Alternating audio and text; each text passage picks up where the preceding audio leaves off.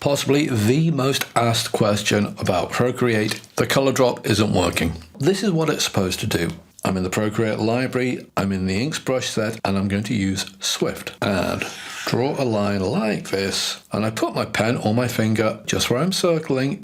I do not let go, instead I drag over, and I get that. Now here's one reason why it doesn't work. Oh look, there's a gap. The color drop will happily flood outwards from any gap in the outline you want to flood. So here's an area I know is closed, and let's flood it. And the problem there is that circle I wanted to flood in was on layer 1. I try flooding in a different layer, layer 2.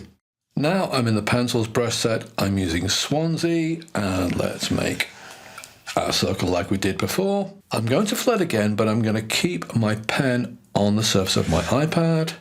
There at the top, can you see threshold 52? That is Procreate telling you how happy it is about going over these little pixels that make up that circle. And if I move the threshold upwards by sliding with my pen to the right, can you see it's getting happier and happier about what it wants to flood? But I've still got the problem that the outline of the circle looks different to the flood. That is because the flood puts down a solid color. But if you take a look at the outline, that is a mixture of the same solid color, but also some transparent pixels. That is how Procreate makes interesting textures. Come in, and you can gradually edit that outline.